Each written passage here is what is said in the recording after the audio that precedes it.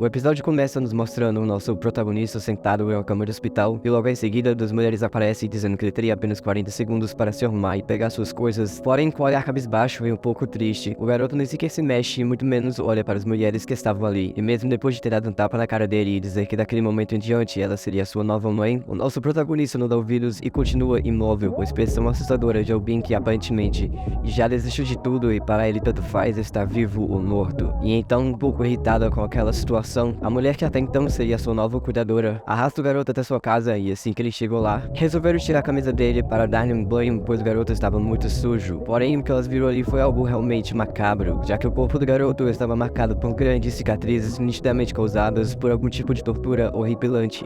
E assim que as duas mulheres viram aquilo, rapidamente foram comprar comida e roupas novas para o menino. E um pouco mais tarde, enquanto eles estavam jantando, uma moça acaba pousando sobre a mesa perto de Kazami, e sem nem olhar para ela, ele a esmaga com toda a força, como se ele tivesse agido automaticamente. Mas quando ele olha para sua mão e vê o inseto morto, Kazami começa a tremer, dando sinais de uma crise de pânico incontrolável. E por esse motivo, acaba vomitando toda a comida que ele estava comendo. E quando a sua cuidadora viu aquilo, disse que aquela situação talvez tenha sido gatilho para uma lembrança horrível.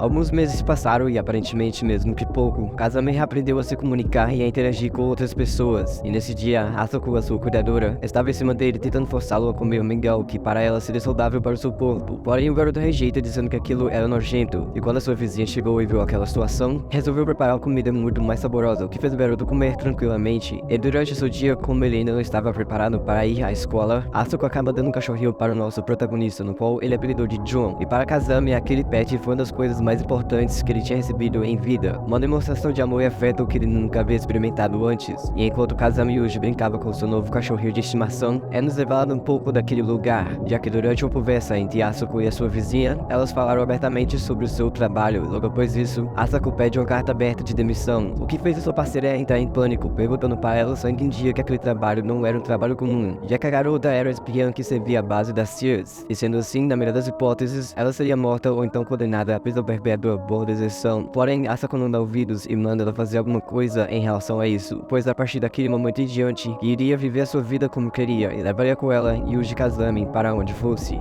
No outro dia, Asako resolveu preparar Yuji para a escola, e durante o seu treinamento, ele basicamente aprendeu a caçar, correr e se autodefender. Sendo assim, ele recebeu o treino paralelo de uma das organizações mais temidas daquele mundo. Um tempo depois, Yuji estava voltando para casa depois de uma caçada, porém, quando ele entrou lá dentro, percebeu que tudo estava revirado e destruído, e após andar até a cozinha, acabou dando de cara com um grande urso, o que fez ele rapidamente correr até o seu quarto, pegar o rifle da sua cuidadora e tentar se defender de alguma forma. Mas é nesse momento que John, seu cachorro, aparece, e em uma tentativa de proteger o garoto, acaba sendo morto e levado para fora da casa. E assim que Yuji viu aquilo, foi atrás da criatura com seu rifle na mão e uma faca na boca, mas quando ele parou para atirar no urso, ele acaba se desequilibrando e escorregando na neve, o que fez o animal aproveitar a oportunidade e partir para cima dele. Porém, nesse momento que Yuji estava entre a vida e a morte, que ele acabou tendo lembranças do seu passado sombrio, e por esse motivo, mudou completamente de expressão, pegou um galho que estava do seu lado e enfiou no olho do animal. E após isso, enquanto a criatura estava desnorteada, ele recupera o seu rifle e assim que ele apontou para executar o animal, dois ursos filhotes caminham lentamente na direção do seu amado cachorrinho e começam a se alimentar dele. E quando Yuji viu aquela cena, abaixou a cabeça e começou a chorar, se perguntando para ele mesmo que existiu tantas outras vidas que ele não se importava, então por qual motivo aquilo tinha que acontecer logo com sua cadela. E após isso, um disparo ouvido floresta dentro por Asako, que quando saiu para fora, acabou se encontrando com Yuji muito triste, dizendo que ele era inútil e que no final das contas não conseguia proteger as vidas de quem amava.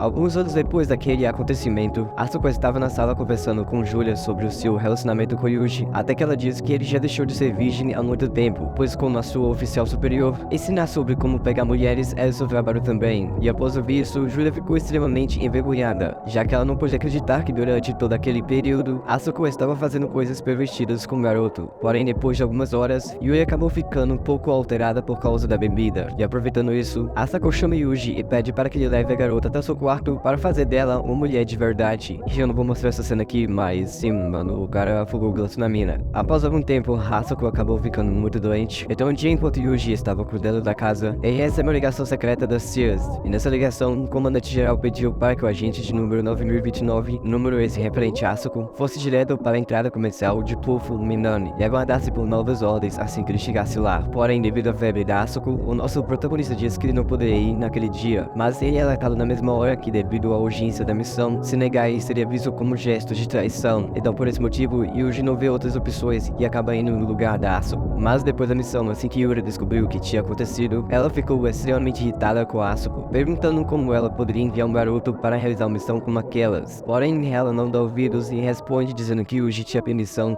para se tornar um agente secreto a partir daquele dia se ele quisesse. E após falar isso, Yura saca sua arma, atira 2 vezes no teto e logo em seguida, leva Yuji até uma ponte. E assim que eles chegaram lá, ela questiona ele sobre a veracidade daquilo tudo e se realmente é aquele caminho que ele queria para sua vida. E então Yuji responde dizendo que se tornar um agente secreto da CIA era o mínimo que ele podia fazer para retribuir as duas, e que para ele seria o suficiente se ele pudesse cuidar de si próprio.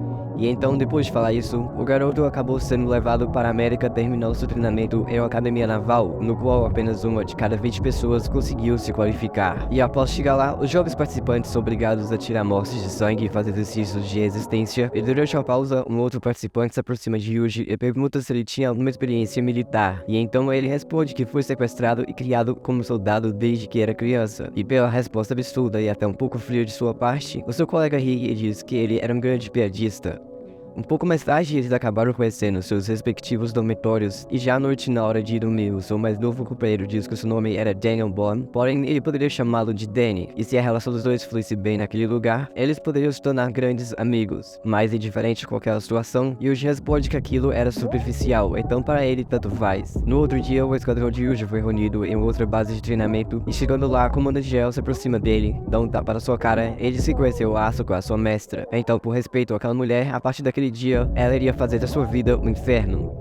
Depois de todos os estágios de treinamento, os alunos foram separados em equipes onde o melhor atirador receberia uma medalha, e após Yuji acertar exatamente 15 alvos, o instrutor de tiro não acreditou no relatório final, dizendo que era impossível um novato ter uma mira tão boa daquele jeito. Porém, a comandante geral aparece atrás dele e disse que aquele jovem era especial, e logo em seguida mandou o instrutor dar uma olhada na sua identificação na 4ª coluna, onde dizia que Yuji era um participante que tinha todas as qualificações necessárias para ser um soldado. E já à noite, enquanto Yuji estava se preparando para dormir, ele acabou sendo abordado por uma garota que estava no seu dormitório, e então ela pede para que ele acompanhasse, pois tinha uma coisa muito importante para lhe dizer. E assim que eles chegaram em outro cômodo, o nosso protagonista rapidamente imobiliza a garota, perguntando quem ela era e por que estava atrás dele. E é daí que a garota responde dizendo que o seu nome era Millie Stein, apenas uma colega de quarto, e que ela apenas queria uma chance de competir com ele uma segunda vez. Porém, é nesse momento que o nosso protagonista manda ela ficar esperta e logo em seguida dá um soco em sua cara. E então, surpresa com a frieza de Yuji, a garota diz que não era daquele jeito e sim em uma competição de tiro. No outro dia de manhã bem cedo, os dois acabam se encontrando no stand de treinamento daquela base militar. E quando o nosso protagonista perguntou por qual motivo ela queria competir 2 vezes com ele, a garota responde dizendo que ela não era esperta e nem forte o bastante, mas tinha plena confiança de que nunca perderia para alguém no tiro. E então propôs que o desafio seria o seguinte: a pessoa que acertar uma lata vazia que estava no chão a 180 metros de distância daquele lugar venceria o duelo. E sem perder tempo, Yuji pega o rifle, se posiciona no chão, e depois de alguns segundos analisando o alvo, ele diz que era impossível para uma pessoa acertar o primeiro tiro. Porém, logo em seguida, pergunta a Milena qual era a cor do vento daquele dia, e sem entender absolutamente nada, a garota diz que ela não entendia o que ele queria dizer. E após ficar em silêncio durante algum tempo, Yuji atira e acerta o alvo de primeira. E então, incrédula com o que tinha acabado de ver, Milena pergunta qual tipo de mágica Yuji havia usado, mas sem expressar nenhuma reação aparente, o nosso protagonista diz que era um gênio, questionando a garota se ela realmente não conseguia enxergar a diferença de classes entre os dois.